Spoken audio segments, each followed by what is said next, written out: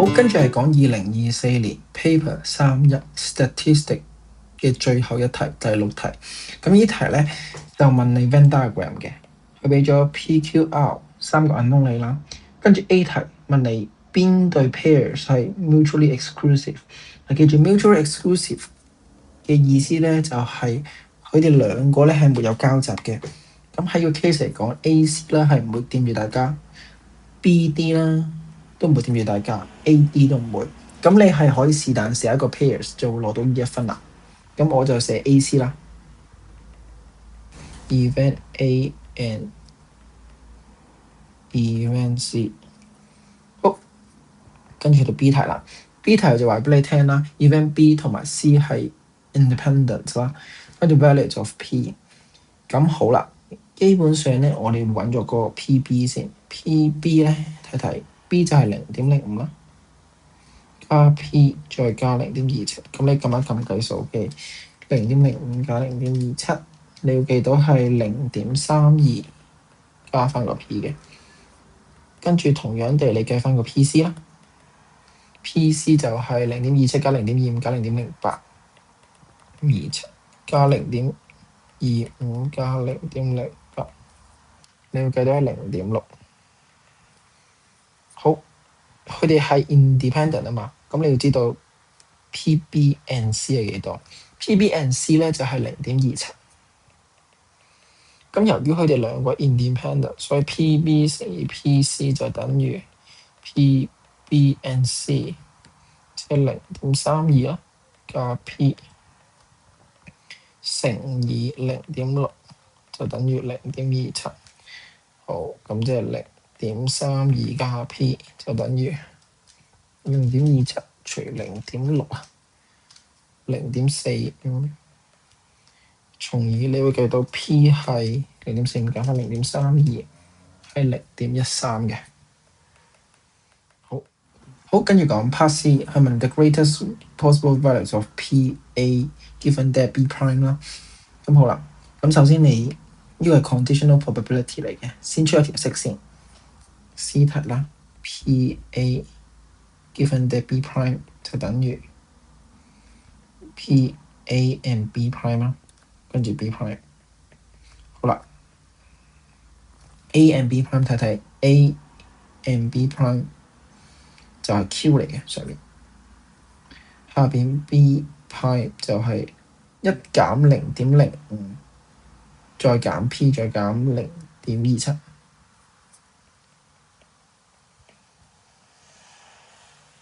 再減 P， 好。P 咧你知道嘅，即係寫翻0.13啦，1減0.05減0.27再減0.13就係0.5嚟嘅。好，佢問你 the greatest values of Q， 咁你就用到其他 information 嚟幫你啦。咁你會發現我哋有一個 unknown 係知道，你有另外一個 unknown 係唔知嘅，即係 R 呢個 unknown 係唔知嘅，呢個 unknown 係唔知啦。咁我哋揾埋 Q 同埋 R 嘅關係，你冇發現全部加晒去就係1，呢個係一個 definition of 呢個 Venn diagram 嚟嘅，即係 Q 加 R， 再加翻0.05再加 P， 0.05 P 就0.13， 再加翻0.27 0.25 0.27 0.25， 再加翻最後一個係0.08， 等於1。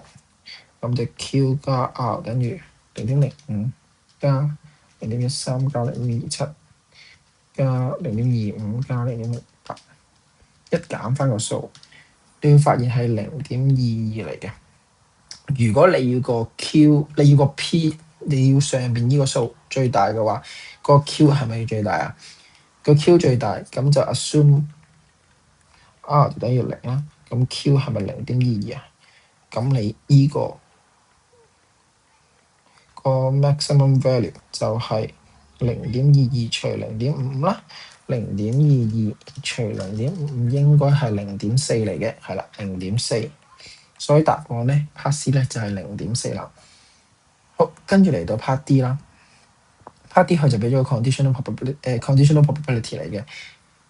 P B given that A prime 就等於0.5，都係嗰句 set住條式先。好 P B 跟住 A prime 就等於呢個數 P B and A prime P A prime 就等於0.5啦，係咪？好，跟住就揾翻個 table 啦。B 同埋 A prime，B 同 A prime 就係 P 加0.27，P 咧就係0.13再加0.27啦。咁 A prime 即係唔係 A 嘅數啦，即係1減 Q 再減0.05，一減 Q 減0.05等於0.5。好 set 翻晒佢先，上邊加埋0.4，呢度係0.9，5減 Q 等於0.5。好，即係0.4除0.5啦。左邊咧就係0.8，右邊就0.9， 5減 Q， 咁 Q 就等於0.15啦。好，你揾到0.15，揾到個 Q 啦，咁要揾埋 R 嘅。嗱，我哋上邊揾咗嘅 Q 同 R 嘅 relationship 係 Q 加 R 等於0.22啦。咁收翻0.15落去，計翻個 R， 你會記到 R 係0.07。咁樣出晒兩個答案，就會攞到3分。每個答案佔1分 ，method 1分。OK， 咁跟住到E題。OK， 俾咗個好複雜嘅 notation 你，叫你揾翻嗰個 probability 係幾多，唔使驚，照抄咗先。P A and B prime and C。好，最有效嘅方法咧就係畫圖，你就會明發生咩事噶啦。呢個圖咧係由4個圓圈組成嘅，咁呢度冇 D， 咁我就會省略咗 D。咁呢度 A 啦，呢度 B。OK， 呢度 C。咁好啦，我哋慢慢嚟先。我哋先做咗前面嗰 part， 前面嗰 part 睇睇 A and B 嘅 prime， 即係唔包括 A and B。咁我畫俾你睇就係咁樣。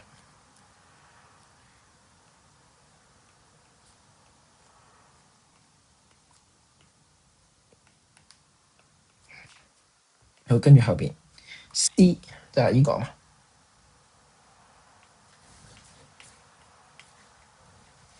你要係紅色再加藍色，係咪淨係 C 入邊嗰 part？ 淨係 C 入邊嗰 part 嚟睇睇啦。然後淨係 C 入邊嗰 part 就係0.25再加翻 event D， 即係0.25再加0.08， 等於0.25加0.08， 答案就係等於0.33啦。OK， 跟住做埋最後一題 EF。F 問你咩咧？問你俾個 notation 我話俾你 event with the probability P 啦。好，你睇睇個 Venn diagram， 你有冇發現個 probability P 就喺個 B 入邊嘅？咁我哋淨係睇個 event B 啦。event B 有3個數，第一個數係0.05啦，第二個數係 P 啦，第三個數係0.27。咁我哋要 P 嘅話，就整走左邊個0.05啦，同時整走右邊個0.27。咁點樣整走咧？咁我好簡單嘅啫，我哋 event B 喺度啦。and 如果要整走左邊嘅話，就係落翻 A prime。如果左邊即係 A prime 嘅意思就係唔包 A 啦。OK， 同樣地，如果要整走右邊嘅話，我哋就唔包 C， 所以 and C prime。所以答案就係 P and A prime and C prime。咁寫翻落去就有埋最尾嗰分啦 ，B A prime 啦，同埋 C prime。好啦，咁呢度咧就係第6題嘅答案。多謝大家收聽我呢個 channel， 記得 like、share 同 subscribe 啊！